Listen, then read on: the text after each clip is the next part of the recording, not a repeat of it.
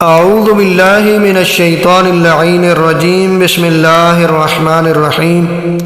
میرے واجب الاحترام مومنین و مومنات، السلام علیکم ورحمۃ اللہ وبرکاتہ۔ مومنین کرام، دل کے مریضوں کے لیے ایک بہترین وظیفہ دینے جا رہے ہیں۔ امیر المومنین علی ابن ابی طالب علیہ السلام کا بتایا ہوا یہ وظیفہ ہے۔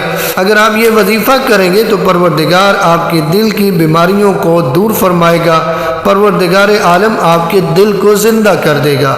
امیر المومنین علی ابن ابی طالب علیہ السلام نے فرمایا کہ سینہ پر دل کے مقام پر ہاتھ رکھیں اور 3 مرتبہ اول و آخر صلوات کے ساتھ اس دعا کو 7 مرتبہ پڑھیں تو قلب کو تقویت اور سکون میسر ہوگا۔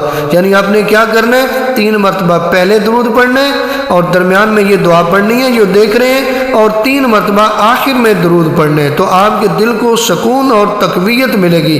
دعا یہ ہے، پہلے 3 مرتبہ درود، پھر آپ پڑھیں گے بسم اللہ الرحمن الرحیم، یا حیو یا قیوم یا لا الہ الا انت اسألک ان تحیی قلبی اللہم صلی علی محمد و آل محمد۔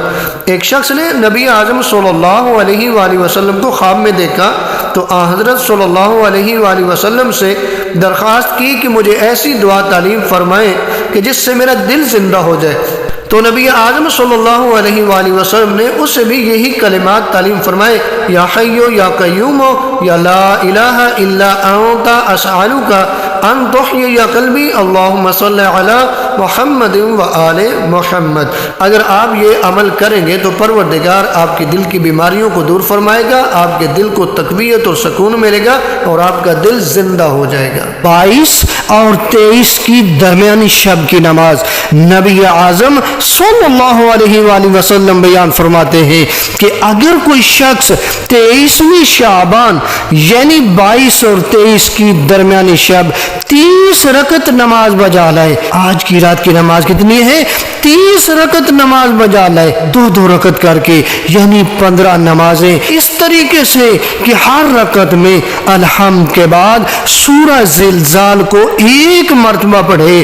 نبی اعظم صلی اللہ علیہ وآلہ وسلم بیان فرماتے ہیں کہ خداوند متعال اس کے دل کو تمام دھوکے سے، ملاوٹ سے آزادی عطا فرمائے گا، یعنی دل میں کوئی ملاوٹ اور مکر و فریب باقی نہ رہے گا، اور خداوند عالم اس کے سینے کو اسلام کے لیے کشادہ فرمائے گا اور اسے اس حالت میں قیامت میں اٹھائے گا کہ اس کا چہرہ 14ویں رات کے چاند کی طرح چمک رہا ہوگا۔